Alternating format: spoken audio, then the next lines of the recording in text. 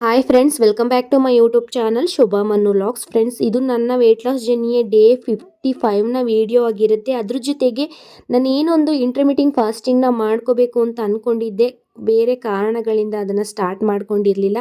ಹಾಗಾಗಿ ಏನಕ್ಕೆ ಇವಾಗಿಂದನೇ ಸ್ಟಾರ್ಟ್ ಮಾಡ್ಕೋಬಾರ್ದು ಒಂದು ಫಾಸ್ಟಿಂಗ್ ಅನ್ನೋದನ್ನು ನನ್ನ ಡಯೆಟಲ್ಲಿ ಆ್ಯಡ್ ಮಾಡ್ಕೋತು ಅಂತ ಅಂದರೆ ಹೆಲ್ತ್ ಬೆನಿಫಿಟ್ಟು ಕೂಡ ಸಿಗುತ್ತೆ ಮತ್ತು ನನ್ನ ವೆಯ್ಟ್ ಲಾಸು ಕೂಡ ಚೆನ್ನಾಗಿ ಆಗುತ್ತೆ ಅಂತ ಹೇಳ್ಬಿಟ್ಟು ನಾನು ಇಂಟರ್ಮಿಟಿಂಗ್ ಫಾಸ್ಟಿಂಗ್ನ ನನ್ನ ಒಂದು ಡಯೆಟ್ನಲ್ಲಿ ಆ್ಯಡ್ ಮಾಡ್ಕೊಂಡಿದ್ದೀನಿ. ಮತ್ತು ಇಂಟರ್ಮಿಟಿಂಗ್ ಫಾಸ್ಟಿಂಗ್ನ ಮಾಡ್ಕೋಬೇಕಾದ್ರೆ ಕೆಲವೊಂದು ರೂಲ್ಸ್ಗಳನ್ನ ಫಾಲೋ ಅಪ್ ಮಾಡಬೇಕಾಗತ್ತೆ. ಅದನ್ನೆಲ್ಲ ನಾನು ನನ್ನ ಒಂದು ವೆಯ್ಟ್ ಲಾಸ್ ಜರ್ನಿಯ ವಿಡಿಯೋದಲ್ಲಿ ತಿಳಿಸ್ತೀನಿ ಫ್ರೆಂಡ್ಸ್. ಇನ್ನು ಈ ಒಂದು ಡ್ರೆಸ್ ಏನಿದೆ, ನಾನು ಮೊದಲು ವೆಯ್ಟ್ ಲಾಸ್ ಮಾಡಿಕೊಂಡು ಸಣ್ಣ ಆದಾಗ ತುಂಬಾ ಲೂಸ್ ಆಗ್ತಿತ್ತು. ಆ ಟೈಮಲ್ಲಿ ಏನು ಮಾಡಿದೆ ಅಂದರೆ, ಆ ಕಡೆ ಈ ಕಡೆ ಎರಡು ಸೈಡನ್ನು 2 ಇಂಚಸ್ ಅಷ್ಟು ಅಂದರೆ 4 ಇಂಚಸ್ ಅಷ್ಟು ನಾನು ಟ್ರಕ್ ಹಾಕಿದ್ದೆ. ಹಾಗಾಗಿ ಅದಾದಮೇಲೆ ಏನಾಯಿತು ಅಂದರೆ, ದಪ್ಪ ಆಗಿಬಿಟ್ನಲ್ಲ, ಈ ಒಂದು ಡ್ರೆಸ್ಸನ್ನು ಹಾಕೊಳ್ಳೋದಕ್ಕೆ ಆಗ್ತಿರ್ಲಿಲ್ಲ.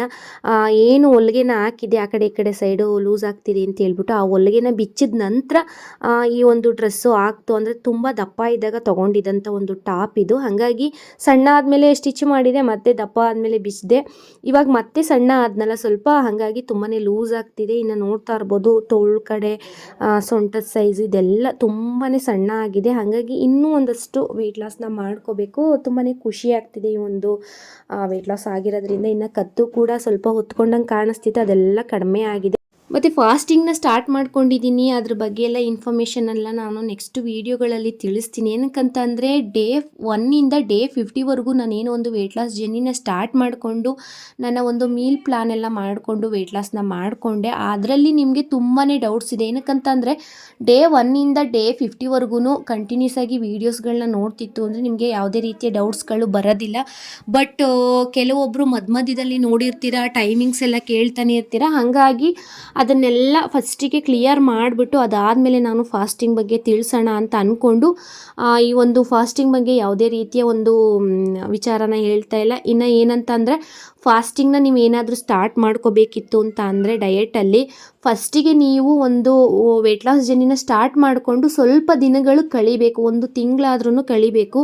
ಅದಾದಮೇಲೆ ನೀವು ಫಾಸ್ಟಿಂಗ್ನ ಸ್ಟಾರ್ಟ್ ಮಾಡಿಕೊಂಡ್ರೆ ಬೆಟರ್ ಅಂತ ಅನ್ಕೋತೀನಿ. ಏನಕ್ಕಂತ ಅಂದರೆ, ನಿಮ್ಮ ವೆಯ್ಟ್ ಜಾಸ್ತಿ ಇರ್ತೀರ, ವೆಯ್ಟ್ ಲಾಸ್ ಮಾಡ್ಕೋಬೇಕು ಅನ್ನೋ ಒಂದು ಐಡಿಯಾದಲ್ಲಿ ಇರ್ತೀರ. ಕೆಲವೊಂದು ವೀಡಿಯೋಸ್ಗಳೆಲ್ಲ ನೋಡಿಕೊಂಡು ವೆಯ್ಟ್ ಲಾಸ್ನ ಮಾಡ್ಕೋಬೇಕು ಅಂತ ಅನ್ಕೋತೀರ, ಇನ್ನು ಸ್ಟಾರ್ಟ್ ಮಾಡಿರಲ್ಲ. ಅಂಥವ್ರು ಏನು ಮಾಡಬೇಕಂತ ಅಂದರೆ, ಜಸ್ಟ್ ನೀವು ಫುಡ್ ಕಂಟ್ರೋಲಿಂಗು, ಎಕ್ಸಸೈಜು, ವಾಕು ಈ ಥರದನ್ನ ಮಾಡ್ಕೋಬೇಕು.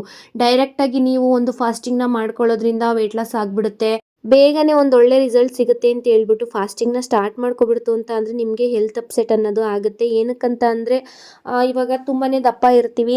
ದಪ್ಪ ಇದ್ದು ನಮಗೆ ವೆಯ್ಟ್ ಲಾಸ್ ಮಾಡ್ಕೋಬೇಕು ಅಂತ ಅಂದ್ಕೊಂಡಾಗ ನಾವೇನು ಮಾಡ್ತೀವಿ ಅಂತ ಅಂದರೆ, ಫುಡ್ಡು ಕಂಟ್ರೋಲಿಗೆ ಬರ್ತೀವಿ. ಆ ಫುಡ್ಡು ಕಂಟ್ರೋಲಿಂಗ್ಗೆ ಬಂದಾಗ ಸ್ವಲ್ಪ ದಿನಗಳ ಟೈಮು ನಮಗೆ ಅದಕ್ಕೆ ಅಡ್ಜಸ್ಟ್ ಆಗೋದಕ್ಕೆ ಬೇಕಾಗುತ್ತೆ. ಹಾಗಾಗಿ ಆ ಫುಡ್ ಕಂಟ್ರೋಲ್ ಜೊತೆಗೆ ಒಂದು ವಾಕ್ ಆಗಿರ್ಬೋದು, ಎಕ್ಸಸೈಸ್ ಆಗಿರ್ಬೋದು, ಇದಕ್ಕೆಲ್ಲ ನಾವು ಅಡ್ಜಸ್ಟ್ ಆಗಬೇಕಾದಾಗ ಟೈಮ್ ಹಿಡಿಯುತ್ತೆ.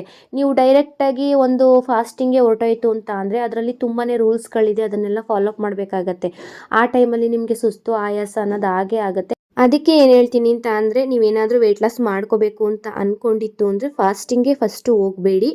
ಸ್ವಲ್ಪ ದಿನಗಳ ಮಟ್ಟಿಗೆ ಅಂದರೆ 1 ತಿಂಗಳು, 1.5 ತಿಂಗಳವರೆಗೂ ನೀವು ಒಂದು ವೆಯ್ಟ್ ಲಾಸ್ನ ಮಾಡ್ಕೊಳ್ಳಿ. ಬೆಳಿಗ್ಗೆ, ಮಧ್ಯಾಹ್ನ, ಸಂಜೆ ಏನು ಊಟ ಮಾಡ್ತಿದ್ರಿ ಅದನ್ನು ಕಡಿಮೆ ಪ್ರಮಾಣದಲ್ಲಿ ಊಟ ಮಾಡಿಕೊಂಡು ಅದನ್ನು ಬ್ಯಾಲೆನ್ಸ್ ಮಾಡಿಕೊಂಡು ಸ್ವಲ್ಪ ವೆಯ್ಟ್ ಲಾಸ್ ಮಾಡ್ಕೊಂಡು ನಂತರ ಅದಾದಮೇಲೆ ನೀವು ಫಾಸ್ಟಿಂಗ್ಗೆ ಹೋಯ್ತು ಅಂದರೆ ನಿಮಗೆ ಆರಾಮಾಗಿ ಒಂದು ಫಾಸ್ಟಿಂಗ್ನ ಬೆನಿಫಿಟ್ಟು ಸಿಗುತ್ತೆ. ಎಲ್ಲೂ ಕೂಡ ಒಂದು ಹೆಲ್ತ್ ಅಪ್ಸೆಟ್ ಅನ್ನೋದು ಕೂಡ ಆಗಲ್ಲ. ನಾನು ಯಾವ ರೀತಿ ಫಾಸ್ಟಿಂಗ್ನ ಮಾಡ್ಕೋತೀನಿ ಅಂತ ಅಂದರೆ, ದಿನದಲ್ಲಿ 24 ಗಂಟೆ ಇತ್ತು ಅಂದರೆ 16 ಗಂಟೆ ಟೈಮು ನಾನು ಉಪವಾಸ ಇರ್ತೀನಿ. ಇನ್ನು 8 ಗಂಟೆಗಳ ಕಾಲ ಊಟನ ಮಾಡ್ತೀನಿ. ಹಾಗಾಗಿ ನನಗೆ ಒಂದು ಫಾಸ್ಟಿಂಗ್ ಬಗ್ಗೆ ತುಂಬಾ ಐಡಿಯಾಸ್ ಇದೆ. ಯಾವ ರೀತಿ ಬ್ಯಾಲೆನ್ಸ್ ಮಾಡಬೇಕು, ನಾನು ಯಾವ ಟೈಮಲ್ಲಿ ಊಟ ಮಾಡ್ತೀನಿ, ಇನ್ನು ನನ್ನ ಊಟನ ಯಾವ ಟೈಮಲ್ಲಿ ಸ್ಟಾರ್ಟ್ ಮಾಡಬೇಕು ಮತ್ತು ಎಂಡ್ ಮಾಡಬೇಕು ಅನ್ನೋದೆಲ್ಲ ಗೊತ್ತಿದೆ. ಹಾಗಾಗಿ 16 ಗಂಟೆಗಳ ಕಾಲ ಉಪವಾಸ ಇರ್ತೀನಿ, 8 ಗಂಟೆಗಳ ಕಾಲ ಮಾತ್ರ ನಾನು ಊಟನ ಮಾಡೋದು. ಹಾಗಾಗಿ ನಾವು 16 ಗಂಟೆಗಳ ಕಾಲ ಉಪವಾಸ ಇರ್ತೀವಿ, ಇನ್ನು ಉಳಿದ 8 ಗಂಟೆಗಳ ಕಾಲ ಏನಾದರೂ ತಿನ್ಬೋದಾ, ಹೌದಾ ಅಂತ ಹೇಳ್ಬಿಟ್ಟು ಆ ಥರ ಎಲ್ಲ ತಿಳ್ಕೊಳ್ಳೋಕೆ ಹೋಗಬಾರ್ದು. ಏನಕ್ಕಂತ ಅಂದರೆ, ಆ 8 ಗಂಟೆಗಳ ಕಾಲ ನಾವು ಒಂದು ವೆಯ್ಟ್ ಲಾಸ್ ಮಾಡ್ಕೋಬೇಕು ಅಂತಿದ್ದಾಗ ಹೆಲ್ದಿಯಾದಂತಹ ಫುಡ್ಗಳನ್ನೇ ತಗೋಬೇಕು, ಹೆಲ್ದಿಯಾದಂತಹ ಒಂದು ಆಹಾರ ಪದ್ಧತಿನೇ ನಾವು ಫಾಲೋ ಅಪ್ ಮಾಡಬೇಕು. ಇನ್ನು ತುಂಬಾ ಒಂದು ವಿಚಾರಗಳನ್ನ ಫಾಸ್ಟಿಂಗ್ ಬಗ್ಗೆ ನಾನು ತಿಳಿಸ್ತೀನಿ. ನಾನು 16 ಗಂಟೆಗಳ ಕಾಲ ಉಪವಾಸ ಇದ್ದೀನಿ. 8 ಗಂಟೆಗಳ ಕಾಲ ಒಂದು ಊಟನ ಮಾಡೋದ್ರಿಂದ ನನ್ನ ನೈಟ್ ಊಟ 8:30ಯಿಂದ 9 ಗಂಟೆಗಳಲ್ಲಿ ಮುಗಿಯುತ್ತೆ. ಹಂಗಾಗಿ ನಾನೇನು ಮಾಡ್ತಾ ಇದ್ದೀನಿ ಅಂದರೆ ಬೆಳಿಗ್ಗೆ ಮಧ್ಯಾಹ್ನ 1 ಗಂಟೆ ಅಷ್ಟರಲ್ಲಿ ನನ್ನ ಊಟನ ಸ್ಟಾರ್ಟ್ ಮಾಡ್ಕೋತೀನಿ. ಅದಕ್ಕೂ ಮುಂಚೆ ಫಾಸ್ಟಿಂಗ್ನ ಬ್ರೇಕ್ ಮಾಡಬೇಕಲ್ವ, ಹಾಗಾಗಿ ನಾನು ಏನು ಮಾಡ್ತೀನಿ ಅಂದರೆ ನೆನೆಸಿರ್ತಕ್ಕಂಥ ಮೆಂತ್ಯ ನೀರನ್ನು ನಾನು ಒಂದು 12:30 ಹಿಂಗೆ ತಗೋತೀನಿ. ಅದಾದ ನಂತರ ಒಂದು ಹಣ್ಣನ್ನು ತಿಂದು, ಯಾವುದಾದ್ರೂ ಒಂದು ಹಣ್ಣು ಇಲ್ಲ ಅಂದರೆ ಎಳನೀರಾಗಿರ್ಬೋದು, ಇಲ್ಲ ಹಣ್ಣಿನ ಜ್ಯೂಸ್ ಆಗಿರ್ಬೋದು, ಇದನ್ನು ತಿಂದು ಕುಡಿದು ನನ್ನ ಫಾಸ್ಟಿಂಗ್ನ ಬ್ರೇಕ್ ಮಾಡಿ ಅದಾದ ನಂತರ ನನ್ನ ಒಂದು ಮೀಲ್ನ ಸ್ಟಾರ್ಟ್ ಮಾಡ್ಕೋತೀನಿ. ಈ ರೀತಿ ಒಂದು ಫಾಸ್ಟಿಂಗ್ನ ಮಾಡ್ಕೋಬೇಕಾಗತ್ತೆ. ಅದ್ರ ಬಗ್ಗೆ ಡೀಟೇಲಾಗಿ ಸಪ್ರೇಟಾಗಿ ವಿಡಿಯೋ ಮಾಡಿ ಹೇಳ್ತೀನಿ. ಇನ್ನು ನಾನು ಮಧ್ಯಾಹ್ನದ ಊಟಕ್ಕೆ ನಾನಿಲ್ಲಿ ಬಾರ್ಲಿ ಅಕ್ಕಿಯ ಗಂಜಿ ಮತ್ತು ಬಾರ್ಲಿ ಅಕ್ಕಿಯ ಮೊಸರೊಗ್ಗರಣೆನ ಮಾಡ್ಕೋತಾ ಇದ್ದೀನಿ. ಇದನ್ನು ಮಾಡೋದಕ್ಕೆ 1 ಲೋಟದಷ್ಟು ಬಾರ್ಲಿ ಅಕ್ಕಿನ ತೊಗೊಂಡು ಅದನ್ನು 2ರಿಂದ 3 ಸಲ ಚೆನ್ನಾಗಿ ತೊಳೆದು, ಅದಾದ ನಂತರ ಒಂದು 3/4 ಲೀಟ್ರ್ ನೀರನ್ನು ಹಾಕಿ ಚೆನ್ನಾಗಿ ಒಂದು 5ರಿಂದ 6 ವಿಸಲಷ್ಟು ಕೂಗಿಸ್ಕೊತೀನಿ. ವಿಸಲ್ನ ಕೂಗಿಸ್ಕೊಂಡ ನಂತರ ಏನು ಒಂದು ನೀರನ್ನು ಹಾಕಿರ್ತೀವಿ, ಆ ನೀರನ್ನು ಸಪ್ರೇಟ್ ಮಾಡಿಕೊಂಡು, ಬಾರ್ಲಿ ಅಕ್ಕಿ ಸ್ವಲ್ಪ ಗಟ್ಟಿ ಇರುತ್ತೆ, ಗಟ್ಟಿ ಇರೋದು ಅಷ್ಟು ತಿನ್ನೋದಕ್ಕೆ ಚೆನ್ನಾಗಿರಲ್ಲ, ಸ್ವಲ್ಪ ಗಗ್ಲು ರೀತಿ ಇರುತ್ತೆ ಅಂತ ಹೇಳ್ಬಿಟ್ಟು ಒಂದು 2 ರೌಂಡು ಅದನ್ನು ಮಿಕ್ಸಿನಲ್ಲಿ ಸ್ವಲ್ಪ ರಫ್ ಆಗಿ ರುಬ್ಕೋತೀನಿ. ರುಬ್ಕೊಂಡ ನಂತರ ಇದಕ್ಕೆ ತುಪ್ಪ, ಸಾಸಿವೆ, ಕರಿಬೇವು, ಒಣಮೆಣ್ಸಿನ್ಕಾಯಿ, ಜೀರಿಗೆ ಎಲ್ಲನೂ ಸೇರಿಸಿ ಒಗ್ಗರಣೆ ಮಾಡಿಕೊಂಡು ಮೊಸರನ್ನ ಸೇರಿಸಿ, ನಮಗೆ ಸ್ವಲ್ಪ ತೆಳು ಬೇಕು ಅಂತ ಅನಿಸಿದ್ರೆ ಏನು ಒಂದು ಗಂಜಿ ನೀರಿರುತ್ತಲ್ಲ ಅದನ್ನೇ ಸ್ವಲ್ಪ ಸೇರಿಸಿ ಒಂದು ಮೊಸರೊಗ್ಗರಣೆ ರೈಸ್ ರೀತಿ ಮಾಡ್ಕೊತೀನಿ ಬಾರ್ಲಿ ಅಕ್ಕಿನ. ಅದ್ರ ಜೊತೆಗೆ ನಾನಿಲ್ಲಿ ಏನೋ ಒಂದು ಗಂಜಿನ ಸಪ್ರೇಟ್ ಎತ್ತಿಟ್ಕೊಂಡಿದ್ದೆ, ಅದಕ್ಕೂ ಕೂಡ ಸ್ವಲ್ಪ ಉಪ್ಪನ್ನ ಸೇರಿಸಿ ಮಧ್ಯಾಹ್ನದ ಊಟಕ್ಕೆ ನಾನು ಅದನ್ನೇ ತಗೋತಾ ಇದ್ದೀನಿ. ಈಗಂತೂ ತುಂಬಾ ಬಿಸಿಲಿರೋ ಕಾರಣ ಬಾಡಿ ಅಂತೂ ಹೀಟ್ ಆಗುತ್ತೆ. ಹಾಗಾಗಿ ಹೀಟಾಗಿರ್ತಕ್ಕಂಥ ಬಾಡಿನ ಕೂಲ್ ಮಾಡಬೇಕಾದ್ರೆ ಒಂದು ಬಾರ್ಲಿ ಅಕ್ಕಿ ಗಂಜಿ ಮತ್ತು ಅದ್ರ ಮೊಸರು ಒಗ್ಗರಣೆನ ಮಾಡ್ಕೊಂಡು ತಿಂತು ಅಂದರೆ ನಮ್ಮ ಬಾಡಿ ಕೂಡ ತಂಪಾಗುತ್ತೆ. ಅದಕ್ಕೆ ನಾನಿಲ್ಲಿ 1 ಟೈಮ್ ಇದನ್ನು ಮಾಡ್ಕೊಂಡು ತಿಂತು ಅಂದರೆ ನಮ್ಮ ಒಂದು ಡಯಟ್ ಮಾಡ್ದಂಗೂ ಇರುತ್ತೆ ಮತ್ತು ನಮ್ಮ ದೇಹನೂ ಕೂಡ ತಂಪಾಗತ್ತೆ ಅಂತ ಹೇಳ್ಬಿಟ್ಟು ಮಾಡ್ಕೊಂಡಿದ್ದೀನಿ. ಮತ್ತು ದೇವಸ್ಥಾನಕ್ಕೆ ಹೋಗಿದ್ರು, ಅಲ್ಲಿ ಅವರೆಕಾಳು ಗೊಜ್ಜನ್ನು ಕೂಡ ತಂದಿದ್ರು, ಹಾಗಾಗಿ ಅದನ್ನು ಕೂಡ ಸ್ವಲ್ಪ ಹಾಕ್ಕೊಂಡು ತಿಂತಾಯಿದ್ದೀನಿ. ಅದೆಲ್ಲ ತಿಂದ ನಂತರ ಏನೊಂದು ಅಗಸೆ ಮಜ್ಜಿಗೆನ ಮಾಡ್ಕೊತಿದ್ದೆ, ಅದನ್ನು ಕೂಡ ಮಾಡಿಕೊಂಡು ನಾನು ನಮ್ಮ ಮನೆಯವರಿಬ್ಬರೂ ಕೂಡ ಕುಡಿದು, ಅದಾದ ನಂತರ ಸ್ನ್ಯಾಕ್ಸ್ ಟೈಮ್ ಅಲ್ವಾ, ಸ್ವಲ್ಪ ಸ್ನ್ಯಾಕ್ಸ್ ತಿನ್ನೋಣ ಅಂತ ಹೇಳ್ಬಿಟ್ಟು ಒಂದು ಬಾಳೆಹಣ್ಣು, ಅದ್ರ ಜೊತೆಗೆ ಸ್ವಲ್ಪ ಕಡಲೆಕಾಯಿನ ತಿಂದೆ. ಇನ್ನು ನಾನೇನು ಒಂದು ಫಾಸ್ಟಿಂಗ್ ಬಗ್ಗೆ ಹೇಳ್ತಾ ಇದ್ದೆ, ಅದಕ್ಕೂ ಮುಂಚೆ ನನ್ನ ವೀಡಿಯೋಗಳಲ್ಲಿ ತುಂಬಾ ಡೌಟ್ಗಳಿದೆ, ನಾನು ಯಾವುದನ್ನು ಕೂಡ ಕ್ಲಿಯರ್ ಮಾಡಿಕೊಂಡೇ ಇಲ್ಲ. ಏನಕ್ಕಂತ ಅಂದರೆ ಒಂದು ಯೂಟ್ಯೂಬ್ ಅನ್ನೋದು ಹೊಸ್ದಾಗಿರೋದ್ರಿಂದ ಯಾವ ರೀತಿ ಹೆಂಗೆ ನಾನು ಅದರ ಬಗ್ಗೆ ಮಾಹಿತಿನ ತಿಳಿಸೋದು ಅನ್ನೋದು ನನಗೆ ತುಂಬಾ ಗೊಂದಲಗಳಿದೆ. ಹಾಗಾಗಿ ಮಾಹಿತಿಗಳನ್ನ ತಿಳಿಸಿರಲಿಲ್ಲ. ಅದರದ್ದೆಲ್ಲ ಮಧ್ಯೆ ನೋಡ್ತಾ ಇರೋದ್ರಿಂದ ನಿಮಗೆ ವೀಡಿಯೋಸ್ಗಳು ತುಂಬಾ ಡೌಟ್ ಬರ್ತಿದೆ. ಹಾಗಾಗಿ ಫಸ್ಟಿಂದ ಕೊನೆವರೆಗೂ ವೀಡಿಯೋಗಳೆಲ್ಲನೂ ನೋಡ್ತಿತ್ತು ಅಂದರೆ ಯಾವುದೇ ರೀತಿಯ ನಿಮಗೆ ಡೌಟ್ಸ್ಗಳಿರಲ್ಲ. ನಾನು ನನ್ನ ಒಂದು ವೆಯ್ಟ್ ಲಾಸ್ ಜರ್ನಿಯಲ್ಲಿ ಡಯಟು ಮಾಡಿಕೊಂಡು ವೆಯ್ಟ್ ಲಾಸು ಕೂಡ ಮಾಡಿಕೊಂಡು, ಅದ್ರ ಜೊತೆಗೆ ನೋ ಶುಗರ್ ಅನ್ನೋ ಚಾಲೆಂಜು ಕೂಡ ತೊಗೊಂಡಿದ್ದೀನಿ. ಮತ್ತು ವೀಕ್ಲಿ 1 ಟೈಮು ಇಲ್ಲ ಅಂದರೆ 15 ಡೇಸ್ಗೆ 1 ಟೈಮು ಬರೀ ಒಂದು ನೀರನ್ನು ಕುಡ್ಕೊಂಡು ಉಪವಾಸನೂ ಕೂಡ ಮಾಡಬೇಕು, ಅಂದರೆ ವಾಟರ್ ಫಾಸ್ಟಿಂಗ್ನು ಕೂಡ ಮಾಡಬೇಕು ಅಂತ ಅಂದ್ಕೊಂಡಿದ್ದೀನಿ.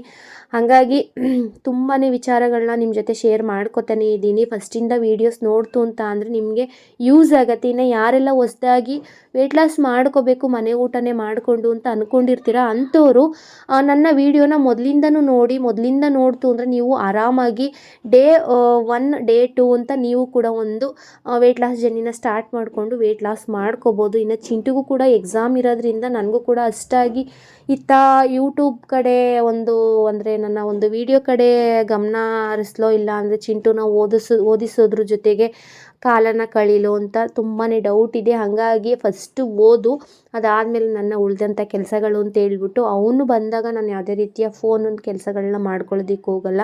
ಇನ್ನು ಒಂದೆಲ್ಲ ಓದೆಲ್ಲ ಮುಗಿಸಿದ್ರೆ ಒಂದು ಫೋನ್ ಕೆಲಸಗಳೇನಾದರೂ ಇತ್ತು ಅಂದರೆ ಮಾಡ್ಕೋತೀನಿ. ಮತ್ತು ಸಂಜೆ ಆದ್ರೂ ಸ್ವಲ್ಪ ಸೆಕೆ ಅನ್ನಿಸ್ತಾ ಇರುತ್ತೆ, ಬಿಸಿಲು ಕೂಡ ಹಂಗೇ ಇರುತ್ತೆ. ಹಂಗಾಗಿ ಫ್ರಿಜ್ಜಲ್ಲಿ ಕಲ್ಲಂಗಡಿ ಹಣ್ಣನ್ನು ಇಟ್ಬಿಡ್ತೀನಿ.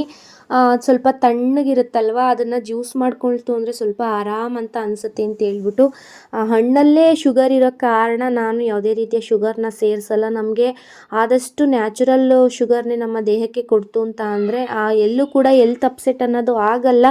ಹಾಗಾಗಿ ನಾನು ಶುಗರ್ನ ಬಳಸ್ತೇನೆ. ನಾನಿಲ್ಲಿ ಹಣ್ಣಿನ ಜ್ಯೂಸನ್ನ ಮಾಡ್ತೀನಿ. ಇನ್ನು ಮನೆಯವರಿಗೆಲ್ಲ ಜ್ಯೂಸನ್ನ ಕೊಟ್ಟು ನಾನು ಕೂಡ ಕುಡಿತಾ ಇದ್ದೀನಿ. ಸಂಜೆ ಆಗಿದ್ರೂ ಎಷ್ಟು ಸೆಕೆ ಆಗುತ್ತೆ ಮತ್ತು ಎಷ್ಟು ಬಿಸಿಲಿರುತ್ತೆ ಅಲ್ವಾ, ಹಾಗಾಗಿ ಆದಷ್ಟು ನಾವು ಲಿಕ್ವಿಡ್ ಐಟಮ್ಗಳನ್ನ ಜಾಸ್ತಿ ತಗೋಬೇಕಾಗತ್ತೆ ಈ ಒಂದು ಬೇಸಿಗೆ ಟೈಮಲ್ಲಿ. ಇವಾಗಂತೂ ತುಂಬಾನೇ ಬಿಸಿಲಿರೋ ಕಾರಣ ಶೆಕೆ ಆಗ್ತಾ ಇರುತ್ತೆ, ಮೈ ನೀರೆಲ್ಲ ಕಡಿಮೆ ಆಗ್ತಾನೆ ಇರುತ್ತೆ. ಅದ್ರ ಜೊತೆಗೆ ವೆಯ್ಟ್ ಲಾಸ್ ಜರ್ನಿನ ಸ್ಟಾರ್ಟ್ ಮಾಡ್ಕೊಬಿಡ್ತು ಅಂದರೆ ನಮ್ಗೊಂದು ಒಳ್ಳೆ ರಿಸಲ್ಟ್ ಕೂಡ ಸಿಗುತ್ತೆ. ಈ ಒಂದು ಟೈಮಲ್ಲಿ, ಬೇಸಿಗೆ ಟೈಮಲ್ಲಿ ಆರಾಮಾಗಿ ನಾವು ವೆಯ್ಟ್ ಲಾಸ್ನ ಮಾಡ್ಕೋಬೋದು.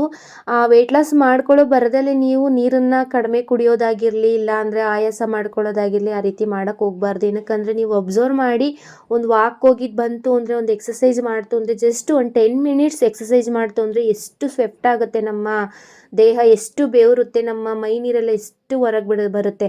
ಆ ಟೈಮಲ್ಲಿ ಮೈ ನೀರೆಲ್ಲ ಹೊರಗೆ ಬಂದಾಗ ಆಯಾಸ ಸುಸ್ತು ಅನ್ನೋದಾಗುತ್ತೆ. ಅದಕ್ಕಾಗಿ ನಾವು ಚೆನ್ನಾಗಿ ನೀರನ್ನು ಕುಡಿಬೇಕು.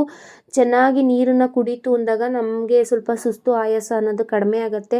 ಊಟ ಕಡಿಮೆ ಮಾಡಿದ್ರು ಪರವಾಗಿಲ್ಲ, ಈ ಒಂದು ಬೇಸಿಗೆ ಟೈಮಲ್ಲಿ ನೀರನ್ನು ಚೆನ್ನಾಗಿ ಕುಡಿಬೇಕು. ನೀರು ಬದಲು ಹಣ್ಣನ್ನು ತಿನ್ನೋದಾಗಿರ್ಬೋದು, ಇಲ್ಲಾಂದರೆ ಹಣ್ಣಿನ ಜ್ಯೂಸ್ಗಳನ್ನ ಕುಡಿಯೋದಾಗಿರ್ಬೋದು. ಈ ರೀತಿ ಮಾಡ್ಕೊತು ಅಂದರೆ ಒಂದು ಆರಾಮಾಗಿ ವೆಯ್ಟ್ ಲಾಸು ಕೂಡ ಆಗುತ್ತೆ, ಮತ್ತು ನಮಗೆ ಒಂದು ಮೈಯಲ್ಲಿ ನೀರಿನಂಶ ಅನ್ನೋದು ಕೂಡ ಕಡಿಮೆ ಆಗಲ್ಲ ಎಲ್ಲೂ ಕೂಡ. ಹಾಗಾಗಿ ಸ್ವಲ್ಪ ಬೇಸಿಗೆ ಇರೋದ್ರಿಂದ ನೋಡಿಕೊಂಡು ಒಂದು ವೆಯ್ಟ್ ಲಾಸ್ ಜರ್ನಿನ ಮಾಡ್ಕೊಳ್ಳಿ. ಫಾಸ್ಟಿಂಗ್ನ ಬ್ರೇಕ್ ಮಾಡೋದಕ್ಕೂ ಮುಂಚೆ, ಅಂದರೆ ನಾವು ಒಂದು 8 ಅವರ್ಸ್ ಏನು ಇಟ್ಕೊಂಡಿರ್ತೀವಿ ಆ ಟೈಮಲ್ಲಿ ಊಟ ಮಾಡೋದಕ್ಕಿಂತ ಮುಂಚೆ ನಾವು ನೀರನ್ನು ಕುಡಿಬೋದು. ಅದ್ರ ಜೊತೆಗೆ ಗ್ರೀನ್ ಟೀ, ಡೆಟಾಕ್ಸ್ ವಾಟರ್ ಇದನ್ನೆಲ್ಲ ತೊಗೋಬೋದು, ತೊಂದರೆ ಏನಿಲ್ಲ. ನಾವು ಫಾಸ್ಟಿಂಗ್ ಬ್ರೇಕ್ ಮಾಡಿದ್ಮೇಲೆ ನಾನು ಬ್ಲಾಕ್ ಕಾಫಿ ಇದನ್ನೆಲ್ಲ ಮಾಡ್ಕೊಂಡು ಕುಡಿದೆ. ಏನಕ್ಕಂತ ಅಂದರೆ ಖಾಲಿ ಹೊಟ್ಟೆಯಲ್ಲಿ ಕಾಫಿನೆಲ್ಲ ಕುಡಿಬಾರ್ದು, ಒಳ್ಳೇದಲ್ಲ ಅಂತ ಏನು ಹೇಳ್ತೀವಿ. ಹಾಗಾಗಿ ಡೆಟಾಕ್ಸ್ ವಾಟರ್ನ ತೊಗೋತೀನಿ, ನೀರನ್ನು ಚೆನ್ನಾಗಿ ಕುಡಿತೀನಿ. ಹಣ್ಣು ಈ ಥರದ್ದೆಲ್ಲ ಏನೂ ತಿನ್ನೋದಕ್ಕೆ ಹೋಗಲ್ಲ. ಹಣ್ಣೆಲ್ಲ ನಾವು ಫಾಸ್ಟಿಂಗ್ನ ಬ್ರೇಕ್ ಮಾಡ್ತೀವಲ್ಲ, ಅಂದರೆ ಫಸ್ಟ್ ಮೀಲ್ನ ಸ್ಟಾರ್ಟ್ ಮಾಡೋದಕ್ಕೂ ಮುಂಚೆ ಫಾಸ್ಟಿಂಗ್ನ ಬ್ರೇಕ್ ಮಾಡಬೇಕು.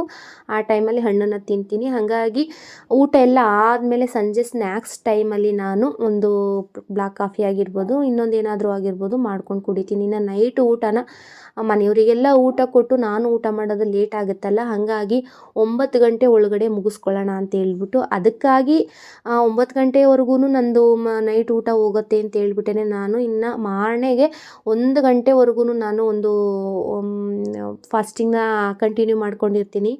ತುಂಬಾ ಒಂದು ಹೆಲ್ತ್ ಬೆನಿಫಿಟ್ ಸಿಗುತ್ತೆ. ಫಸ್ಟಿಗೆ ನೀವು ಫಾಸ್ಟಿಂಗ್ನ ಸ್ಟಾರ್ಟ್ ಮಾಡ್ಕೋಬೇಕಿತ್ತು ಅಂತ ಅಂದರೆ ಅದರದ್ದೆಲ್ಲ ಡೀಟೇಲಾಗಿ ನೆಕ್ಸ್ಟ್ ವೀಡಿಯೋಗಳಲ್ಲಿ ತಿಳಿಸ್ತೀನಿ. ಅದನ್ನೆಲ್ಲ ತಿಳ್ಕೊಂಡು ಅದಾದ ನಂತರ ಫಾಸ್ಟಿಂಗ್ನ ಸ್ಟಾರ್ಟ್ ಮಾಡ್ಕೊಳ್ಳಿ. ಅದಕ್ಕೂ ಮುಂಚೆ ದಯವಿಟ್ಟು ನಾನೀಗ ಸ್ಟಾರ್ಟ್ ಮಾಡ್ಕೊಂಡಿದ್ದೀನಿ ಅಂತ ನೀವು ಕೂಡ ಏನು ಸ್ಟಾರ್ಟ್ ಮಾಡ್ಕೊಳ್ಳೋದು ಬೇಡ. ಇನ್ನು ದೇವಸ್ಥಾನಕ್ಕೆ ಹೋಗಿದ್ರು, ಅವರೆಕಾಳು ತಂದಿದ್ರು, ಸ್ವಲ್ಪ ಸಾಂಬಾರೆಲ್ಲ ತಂದಿದ್ರು. ಹಾಗಾಗಿ ಸ್ವಲ್ಪ ಸಾಂಬಾರಿತ್ತು, ಅವರೆಕಾಳೆಲ್ಲ ಬೆಳಗ್ಗೆನೇ ತಿಂದಿದ್ವಿ, ಸಾಂಬಾರೆಲ್ಲ ಇತ್ತಲ್ಲ, ಆ ಸಾಂಬಾರಿಗೇ ಮುದ್ದೆ ಮಾಡೋಣ ಅಂತ ಹೇಳ್ಬಿಟ್ಟು ಮೊಟ್ಟೆನ ಬೇಯಿಸಿದ್ದೀನಿ. ಇನ್ನು ಮುದ್ದೆನೂ ಕೂಡ ಮಾಡ್ತಾಯಿದ್ದೀನಿ. ಅದ್ರ ಜೊತೆಗೆ ಹಪ್ಳನೂ ಕೂಡ ಹಾಕಿದ್ದೆ. ಹಾಗಾಗಿ ಎಣ್ಣೆಲಿ ಹಪ್ಳ ಮಾಡಿರೋದ್ರಿಂದ ನಾನು ಎಣ್ಣೆದು ತಿನ್ನಲ್ವಲ್ಲ, ಇನ್ನು ಸ್ಟವ್ ಮೇಲೆ ಸುಟ್ಟಿರೋ ಹಪ್ಳನೇ ತಿನ್ನೋಣ ಅಂದ್ಬಿಟ್ಟು ಅದನ್ನು ತಿಂತಾಯಿದ್ದೀನಿ. ಸ್ವಲ್ಪ ಸೀದೋಗಿದೆ, ಇನ್ನೇನು ಮಾಡೋಕ್ಕಾಗಲ್ಲ, ತಿನ್ನಬೇಕಲ್ಲ. ನಾನು ಅವರೆಲ್ಲ ತಿನ್ನಬೇಕಾದ್ರೆ ನನಗೂ ತಿನ್ನಬೇಕು ಅಂತ ಅನ್ನಿಸ್ತಾ ಇರುತ್ತೆ. ಹಾಗಾಗಿ ಆಯಿಲ್ದು ಒಳ್ಳೇದಲ್ಲ ಅಂತ ಹೇಳ್ಬಿಟ್ಟು ನಾನಿಲ್ಲಿ ಹಪ್ಪಳನ ಸುಟ್ಕೊಂಡು ತಿಂತಾಯಿದ್ದೀನಿ. ಇನ್ನು ನಾನು ಹಂಗೆ ನೋಡ್ಕೋತಾ ಇದ್ದೆ, ಫೇಸ್ ಎಲ್ಲ ಎಷ್ಟು ಚೆನ್ನಾಗಿ ಗ್ಲೋ ಬಂದಿದೆ ಫೇಸು.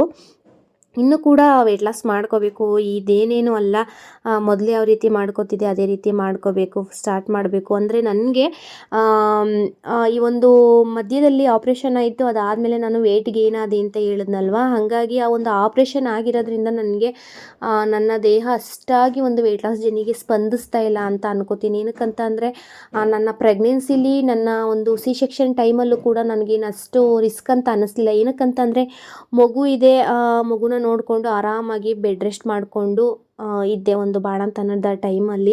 ಬಟ್ ಈ ಸಲ ಒಂದು ಆಪ್ರೇಷನ್ ಆಯಿತು, ಮೈನರ್ ಆಪ್ರೇಷನ್ನು. ಆ ಟೈಮಲ್ಲಿ ಏನು ಮಾಡಿದೆ ಅಂತ ಅಂದರೆ, ಚಿಂಟು ಫಸ್ಟ್ ಸ್ಟ್ಯಾಂಡರ್ಡ್ ಓದ್ತಿದ್ದ, ಅವನಿಗೆ ಓದಿಸ್ಬೇಕು ಮತ್ತು ಅವನು ಸ್ಕೂಲ್ ರೆಡಿ ಮಾಡಬೇಕು ಅಂತೇಳಿ ನನ್ನ ಬಗ್ಗೆ ಕೇರನ್ನು ತಗೊಳ್ಳೋದು ಬಿಟ್ಬಿಟ್ಟೆ. ಅಂದರೆ ಒಂದು ವೀಕು ಕೂಡ ನಾನು ರೆಸ್ಟ್ ಮಾಡಲೇ ಇಲ್ಲ. ಆಪ್ರೇಷನ್ ಮಾಡಿ ಬಂದು ಓಡಾಡಿಕೊಂಡು ಅಂದರೆ ಕೆಲಸಗಳೇನು ಮಾಡಲಿಲ್ಲ, ತಣ್ಣೀರು ಮುಟ್ಟೋದು ಆ ರೀತಿ ಏನು ಮಾಡೋಕ್ಕೆ ಹೋಗಲಿಲ್ಲ. ಬಟ್ ಚಿಂಟು ಬಗ್ಗೆ ಗಮನ ಕೊಟ್ಟೆ. ಅವನು ಒಳಗಿತ್ತು ಅಂದರೆ ನಾವೇನಾದರೂ ಸ್ವಲ್ಪ ಆ ಕಡೆ ಈ ಕಡೆ ಅಡ್ಗ್ಯಾನ ಆಯಿತು ಅಂತ ಅಂದರೆ ಹೊರಗೆ ಓಡ್ಬಿಡ್ತಿದ್ದ. ಅವನನ್ನು ಕಾಯೋದೇ ಒಂದು ಕೆಲಸ ಆಗ್ಬಿಟ್ಟಿತ್ತು ನನಗೆ. ಅವನೇನಾದರೂ ಕಣ್ಣು ಕಾಣಿಸ್ಲಿಲ್ಲ ಅಂದರೆ ತುಂಬಾ ಭಯ ಆಗುತ್ತೆ. ಹಾಗಾಗಿ ಪ್ರೀಮೆಚೂರ್ಡ್ ಬೇಬಿ ಇರೋದು ಒಬ್ಬನೇ ಮಗ ಅಂತೇಳಿ ಅವನ ಬಗ್ಗೆ ಸ್ವಲ್ಪ ಕಾಳಜಿ ಜಾಸ್ತಿ. ಆ ಟೈಮಲ್ಲಿ ನಾನೇನು ಮಾಡಿದೆ, ನನ್ನ ಒಂದು ಸೆಲ್ಫ್ ಕೇರ್ನ ನಾನು ಮಾಡ್ಕೊಳ್ಳೋದಕ್ಕೆ ಹೋಗಲಿಲ್ಲ. ಅದಕ್ಕೆ ನನಗೆ ಸ್ವಲ್ಪ ಸುಸ್ತು ಆಯಾಸ ಅನ್ನೋದು ಬೇಗನೆ ಆಗಿಬಿಡುತ್ತೆ. ನನಗೆ ಫಸ್ಟ್ ನಾನೇನೋ ಒಂದು ವೆಯ್ಟ್ ಲಾಸ್ ಜರ್ನಿ ಸ್ಟಾರ್ಟ್ ಮಾಡಿಕೊಂಡಾಗ ನನ್ನ ದೇಹ ನನ್ನ ಒಂದು ಜರ್ನಿಗೆ ಸ್ಪಂದಿಸ್ತಿತ್ತು. ಈ ಸಲ ಅಷ್ಟು ಸ್ಪಂದಿಸ್ತಾ ಇಲ್ವೇನೋ, ಹಂಗಾಗಿ ನಾನು ಸ್ವಲ್ಪ ನಿಧಾನವಾಗಿ ವೆಯ್ಟ್ ಲಾಸ್ನ ಮಾಡ್ಕೊಳ್ಳೋಣ ಅಂತ ಹೇಳ್ಬಿಟ್ಟು ಮಾಡ್ಕೋತಾ ಇದ್ದೀನಿ ಫ್ರೆಂಡ್ಸ್. ಇನ್ನು ನೀವಿಲ್ಲಿ ನೋಡ್ತಾ ಇರ್ಬೋದು, ಹಪ್ಳ ಎಲ್ಲನೂ ಫಸ್ಟಿಗೆ ಖಾಲಿ ಮಾಡಿಬಿಟ್ರು. ಅದಾದಮೇಲೆ ಮೊಟ್ಟೆ ಇತ್ತಲ್ಲ, ಅದರಲ್ಲೇ ಊಟ ಮಾಡೋಣ ಅಂದ್ಬಿಟ್ಟು ಸುಮ್ಮನೆ ಆದರು. ನಾನು ಇವತ್ತು ನಾನ್ ವೆಜ್ಜು ಮತ್ತು ಮೊಟ್ಟೆ ಕೂಡ ಏನು ತಿನ್ನಲ್ಲ, ಹಂಗಾಗಿ ಓಟ್ಸ್ ಗಂಜಿನ ಮಾಡ್ಕೋತಾ ಇದ್ದೀನಿ. ಅದ್ರ ಜೊತೆಗೆ ಮೊಟ್ಟೆ ತಿನ್ಬೋದಾಗಿತ್ತು, ಬಟ್ ನಾನು ತಿಂದಿರೋ ಕಾರಣ ಗಂಜಿನ ಮಾಡ್ಕೋತಾ ಇದ್ದೀನಿ. ಗಂಜಿನ ಆರಾಮಾಗಿ ರವೆ ಗಂಜಿ, ರಾಗಿ ಗಂಜಿ ಯಾವ ರೀತಿ ಮಾಡ್ಕೋತೀವಿ ಅದೇ ರೀತಿ ಮಾಡ್ಕೋಬೋದು. ನಾನು ಎಲ್ಲನೂ ಪ್ರತಿಯೊಂದನ್ನು ಎಕ್ಸ್ಪ್ಲೇನ್ ಮಾಡಬೇಕಾ ಅಂತ ಅನ್ಕೋತೀನಿ, ಬಟ್ ಕೆಲವೊಬ್ಬರಿಗೆ ಕೆಲವೊಂದು ಬರೋದಿಲ್ಲ, ಹಾಗಾಗಿ ಎಕ್ಸ್ಪ್ಲೇನ್ ಮಾಡಿದ್ರೆ ತೊಂದರೆ ಏನಿಲ್ಲ ಅಂತ ಅಂದ್ಕೊಂಡು ಎಲ್ಲನೂ ಕೂಡ ಡೀಟೇಲಾಗಿ ಹೇಳೋಣ ಅಂತ ಅಂದ್ಕೊಂಡಿದ್ದೀನಿ. ಇನ್ನು ಮುಂದಿನ ದಿನಗಳ ವೀಡಿಯೋಗಳಲ್ಲಿ ಡೀಟೇಲಾಗಿ ಹೇಳ್ತೀನಿ. ಹಾಗೂ ನನಗೇನೆ ಸ್ವಲ್ಪ ಬೇಜಾರಾಗ್ತಿದೆ, ಏನಕ್ಕಂತ ಅಂದರೆ ತುಂಬಾ ಡೌಟ್ಸ್ಗಳನ್ನ ಕೇಳ್ತಿದ್ದಾರಲ್ಲ, ಏನಕ್ಕೆ ಫಸ್ಟಿಂದ ವೀಡಿಯೋಸ್ಗಳೇನು ನೋಡ್ತಿಲ್ವಾ ಅಂತ. ಫಸ್ಟಿಂದ ವೀಡಿಯೋಸ್ಗಳನ್ನ ನೋಡಿ, ನನ್ನ ವೀಡಿಯೋ ನೋಡಿ ನನಗೂ ಕೂಡ ಸಪೋರ್ಟ್ ಮಾಡಿ ಅಂತ ಹೇಳ್ತಾ ನನ್ನ ಒಂದು ಡೇ 55 ವೀಡಿಯೋನ ನಾನು ಇಲ್ಲಿಗೆ ಮುಗಿಸ್ಕೊತಾ ಇದ್ದೀನಿ. ಅಂದರೆ ಒಂದು ಚಿಯಾ ಸೀಡ್ಸ್ ನೀರನ್ನ ಕುಡಿದು ಮುಗಿಸ್ಕೊತಾ ಇದ್ದೀನಿ ಫ್ರೆಂಡ್ಸ್. ಇನ್ನು ನಾಳಿನ ವೀಡಿಯೋದಲ್ಲಿ ಸಿಗೋಣ. Boy and good night.